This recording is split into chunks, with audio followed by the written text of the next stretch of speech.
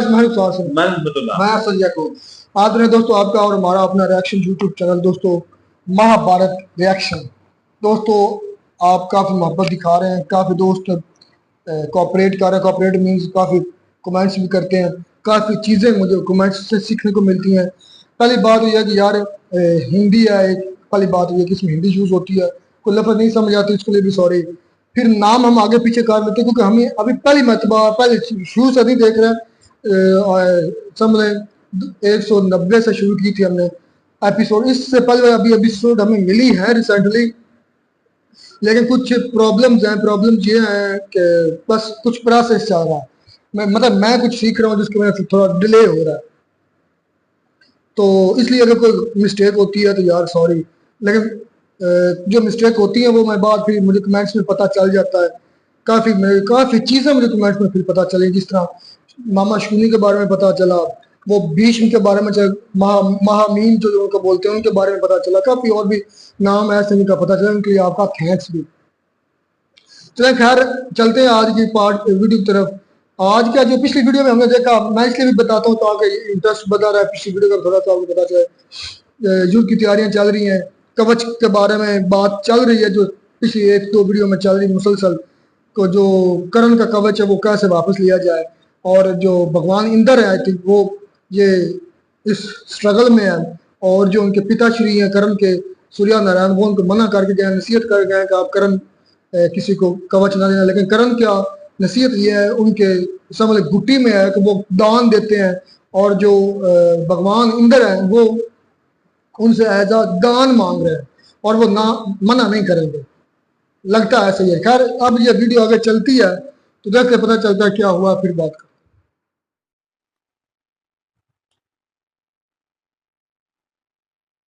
मुझे क्षमा करो पुत्र, यदि कौरवों की विजय हुई तो समग्र समाज को हानि पहुंच सकती है, धर्म की स्थापना नहीं होगी, और तुम कौरवों की पराजय के मार्ग में दुर्ग बनकर खड़े हो। यदि तुम युद्ध ना करने का प्रण लो तो मैं तुम्हें तुम्हारे वचन से मुक्त कर सकता हूं। ये बात उनकी ठीक है, निर्णय तुम्हारा है, ठीक है। या तो रण का त्याग करो या कवच के रक्षण का।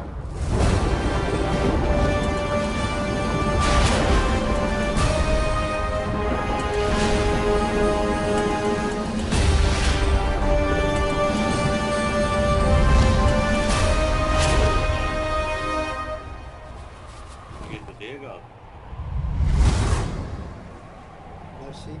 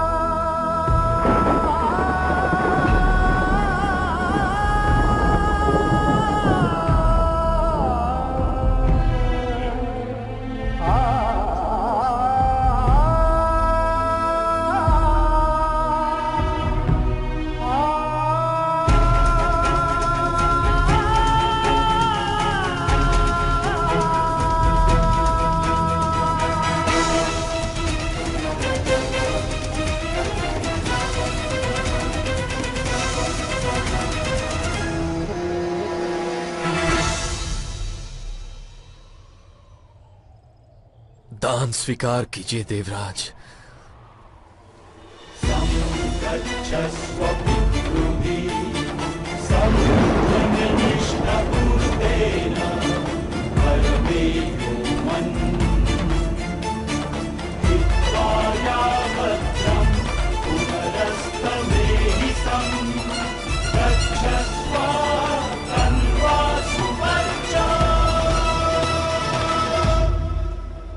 अपने पुत्र की विजय के लिए आपको स्वयं मेरे साथ इतना बड़ा छल करना पड़ा देवराज।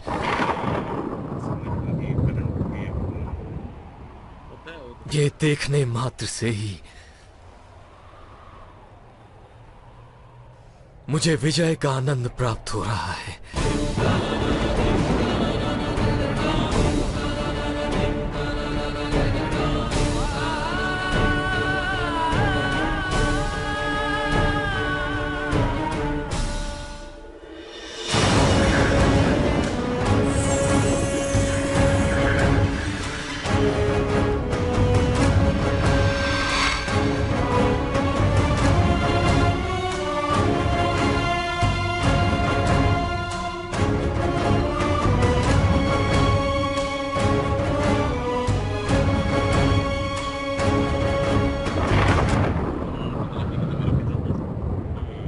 आपने क्या किया भगवान इंद्र?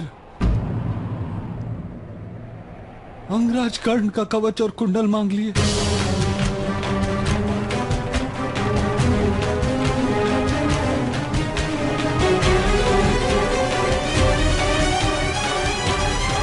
आप पुत्र अर्जुन, अब तुम्हारी विजय में कोई बाधा नहीं आ सकती। परंतु आपने इतना बड़ा अन्याय कैसे किया पिताश्री? मेरे शत्रु को निर्बल बनाकर आपने मुझे निर्बल बनाया। यदि चुनौती ही ना हो तो शक्ति में वृद्धि कैसे होगी? पत्थरों में उगने वाले वृक्ष बलवान होते हैं भगवान इंद्र, परंतु पानी में उगने वाली कमल डंडी बलवान नहीं होती। आज आपने मुझ पर बहुत बड़ा लांछन लगाया है भगवान इंद्र।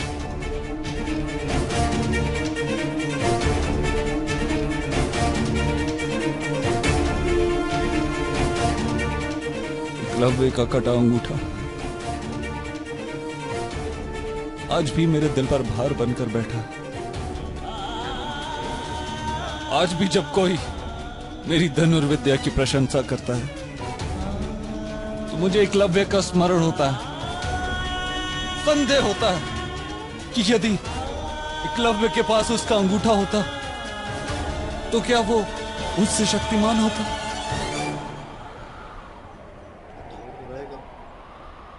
एकलव्य के कटे अंगूठे के कारण मेरे सामर्थ्य पे बहुत बड़ा लांछन लगा है पिताश्री। अंगराज कर्ण का कवच और कुंडल मांगकर आपने मुझे एक और लांछन दे दिया पिताश्री। मेरे कारण आपने अंगराज को इतनी पीड़ा दी। क्या आपको अपने पुत्र के सामर्थ्य पे विश्वास नहीं था? उसके गांडीव पे विश्वास नहीं था? मैं अपने दिए हुए आशीर्वाद पे विश्वास नहीं था पिताश्री। प्रश्न तुम्हारे सामर्थ्य का नहीं है अर्जुन। कर्ण का कवच किसी दिव्य अस्त्र के भांति देवता का प्रसाद नहीं था, वह भगवान सूर्य नारायण का अंश था। जन्म के समय कर्ण में स्थापित हुआ था। उसका उतर जाना अनिवार्य था मनुष्य के युद्ध में। तो जी दोस्तों वीडियो होगी खत्म। यार बड़ा बुरा हुआ करण के साथ, लहू लुहान हो गया। मतलब कि एक ही सबसे अहम हथियार उसका यही था ना, कवच। अगर करण के लिहाज से देखा जाए तो उसके साथ वाकई अन्याय हुआ है, जुल्म हुआ है, ज्यादती हुई है। ये बात तो अर्जुन भी कर रहा है। आप हाँ, अर्जुन भी ने भी यही बात की है। तो अगर आप देखें ना पर्सनली तौर पर उसके साथ ठीक नहीं हुआ। मतलब उसकी जो कमजोरी, उसका नाजायज फायदा उठाया जाए। उसकी कमजोरी क्या है? उसकी कमजोरी यह है कि वो दान करता है, दान से कभी मना नहीं कर सकता। तो भगवान इंद्र ने जो है वो दान मांगा था, जान मांगने से जान मांगी। किस्म डॉक्टर यही ना, कवच नहीं तो बचाया हुआ था। कवच नहीं बचाना था उसको जंग के दौरान, बल्कि उसको कोई छू भी नहीं सकता था। बाकी तमाम कवच टूट जाते थे। वैसे एक बात लॉजिकली मैं कहूँ तो ये कुछ ना जो पांडवार से अर्जुन अर्जुन अर्जुन जो है पांडु है, और जो करण है वो कौरव के हाथ में। ये बात बेहतर है, मतलब कौन के धर्म के लिहाज से देखा जाए तो बेहतर है। क्यों? इसकी सबसे बड़ी वजह यह है कि अगर करण के पास ये कवच रहता है तो करण जारी बात है ढेर नहीं हो सकेगा। इनको मतलब मारना, इनको कत्ल करना, अगर मतलब इस लिहाज से बोलो तो मुश्किल हो जाएगा। अगर ये फिर हारेंगे नहीं तो जारी बात है कौरव नहीं हारेंगे। अगर कौरव नहीं हारेंगे, यही बात वो भगवान इंद्र भी कह रहे, कौरव नहीं हारेंगे तो क्या होगा? अधर्म हो जाएगा। धर्म जो है वो हार जाएगा, धर्म जीत जाएगा, धर्म जीत जाएगा। यानी कि जो हक है वो हार जाएगा और ना हक जीत जाएगा।